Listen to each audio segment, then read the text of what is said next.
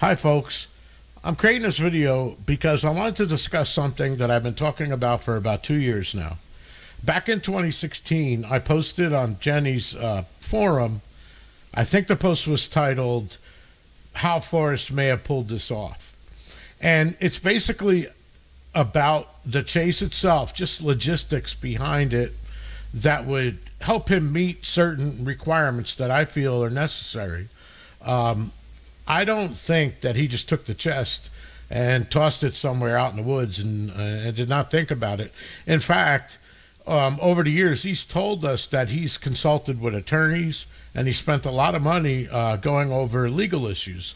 And there are quite a few of them. And it doesn't only regard the type of land that he hid the chest on. For example, the easiest places for him to hide it on would probably be BLM land and a national forest. Because as long as he doesn't bury it, you can go onto BLM land and take it, and you don't have to turn it into a ranger. You don't have to do anything. There are requirements that if something is native to the land, like an artifact, or you can't go there and get gold. You would need a prospecting. You would need a license to be able to go out and dig for artifacts like that.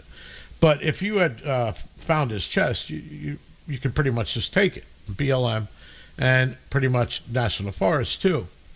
The same is not true with state parks and certainly not Indian land.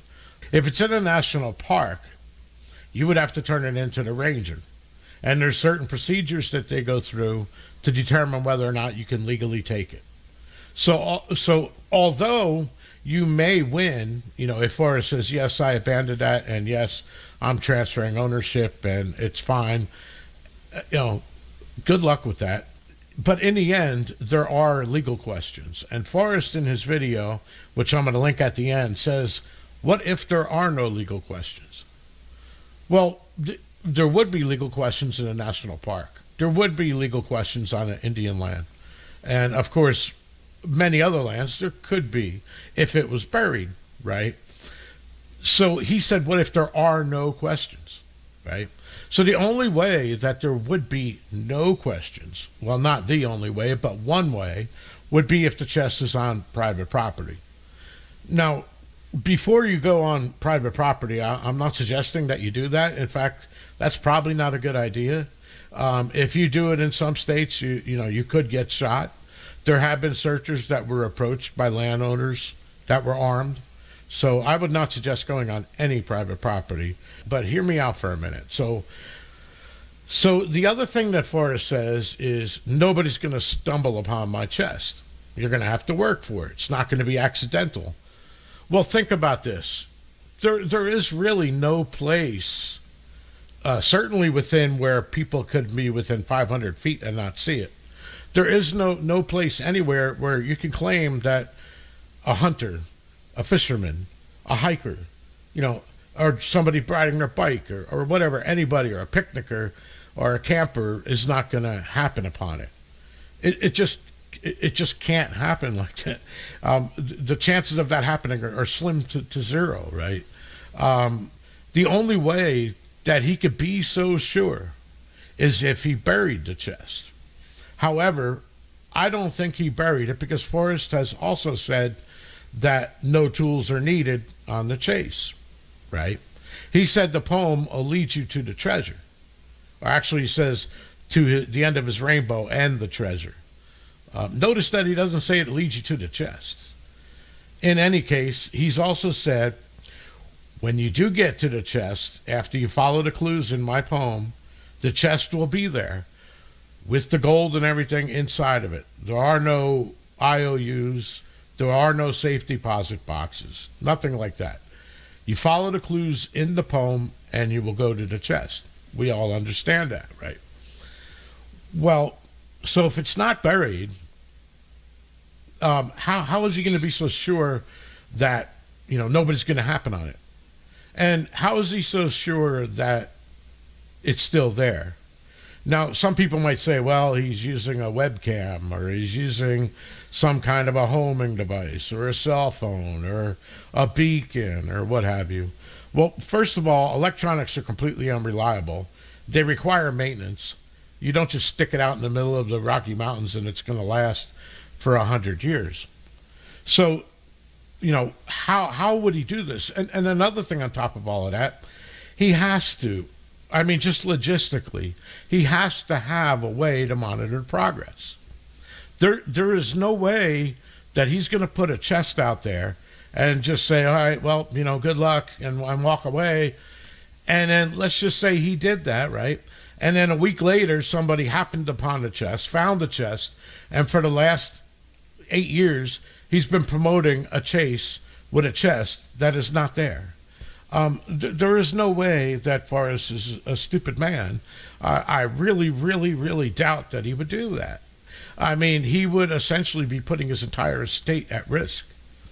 We think this is a game, and yeah, we're going to go out in the woods and it's all fun, but he's not just going to take everything he worked so hard for in his life and then take $1 million and throw it out there and then just hope for the best.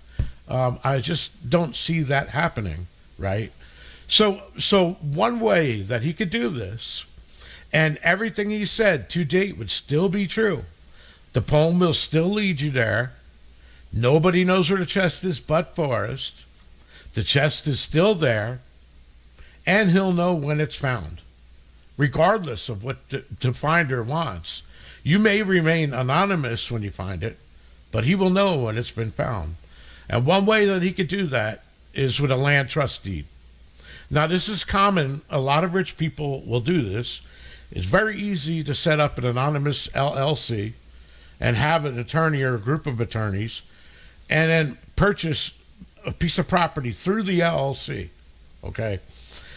Now, Forrest would just tell his lawyer, for example, well, I purchased some property, that old property I bought back 10 years ago. You know what?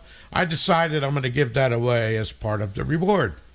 So he tells his attorney, who set up the land trust deed, that I need some pre-signed way to transfer title or ownership of that land because I intend to put it as part of the reward and give it away to the finder. Now notice he didn't say anything about where the chest is. He didn't say the chest is on that land, but he still could have done it through attorney-client privileges. But then he would kind of be lying if he said, well, nobody knows where the chest is, unless he's being precise. In other words, he bought the property in New Mexico, let's say. He dug a hole 6 feet deep. He took the chest, he put it in the hole, and he buried it 6 feet deep.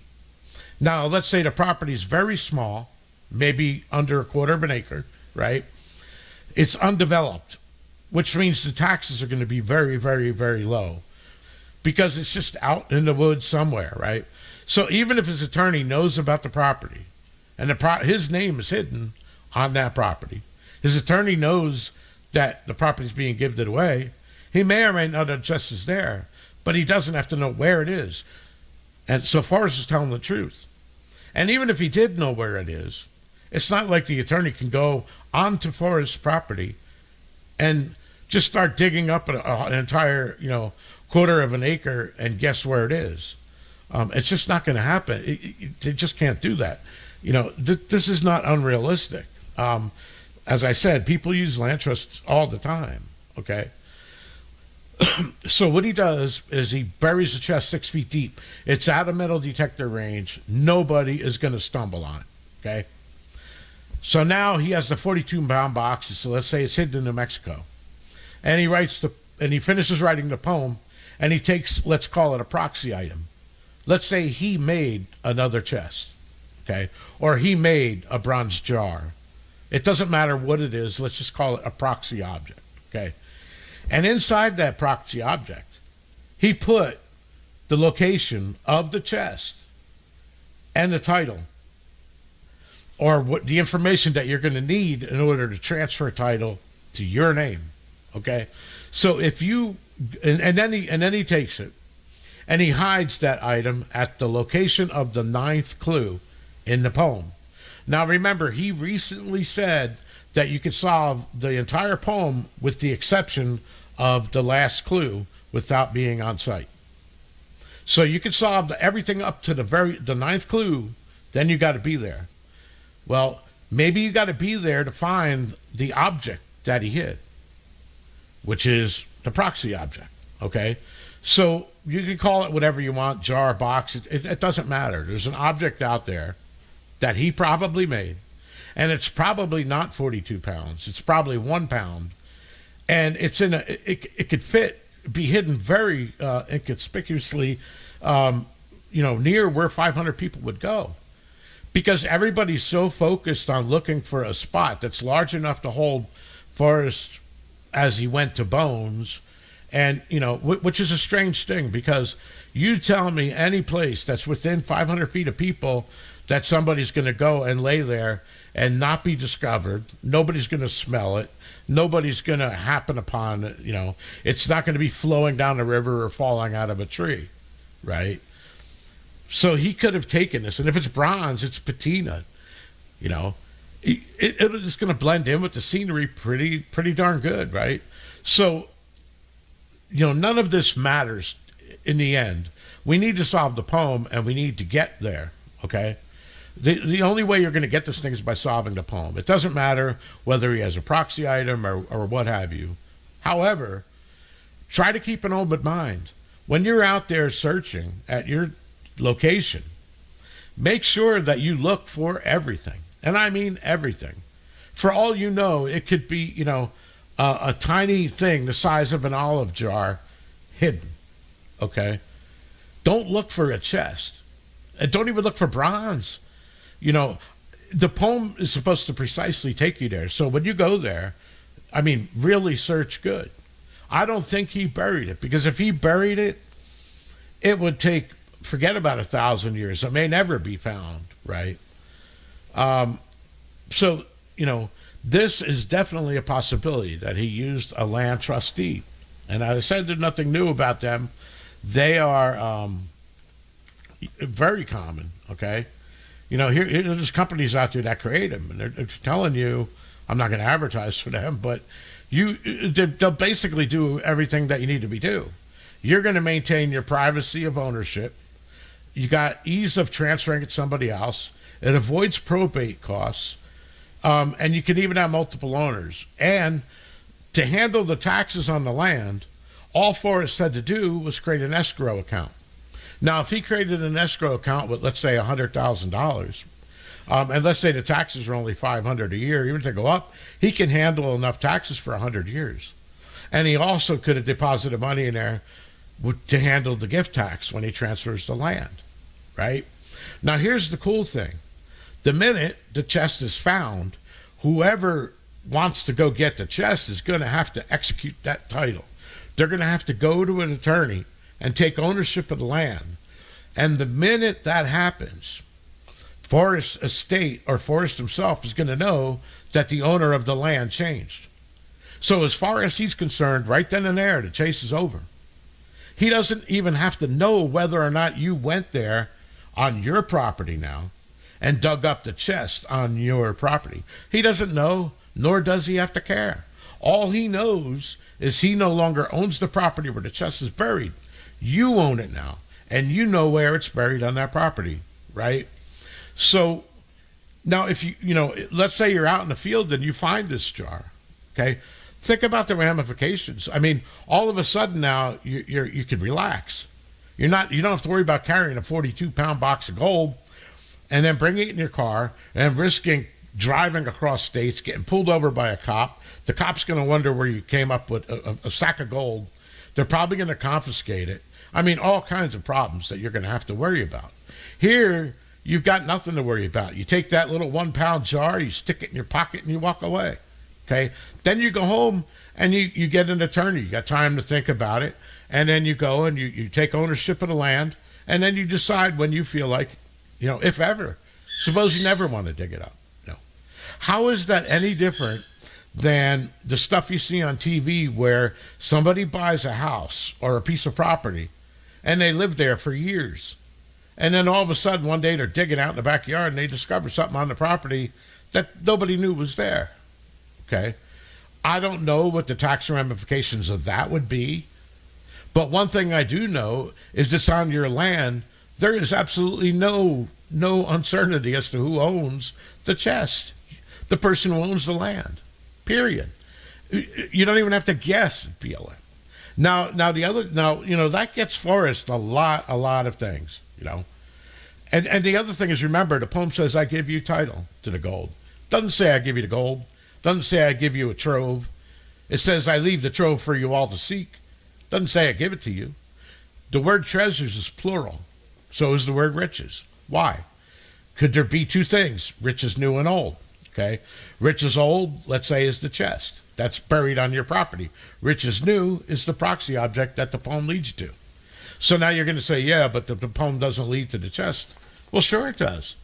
You follow it to the last clue. You go to the last clue. You pick up a jar. You open the jar, and there's the deed along with the directions to the chest. The poem just led you to it, right? So is he lying? No. And then, there's no safety deposit box. Just like he said, when you go and get down on your knees and get that chest, your eyes are going to be gleaming and all the gold and everything is going to be in it. He's not lying. But what he didn't tell you is that he could have hid two objects. And let's say the chest is probably on property in New Mexico. Why? Because that's the closest place, right?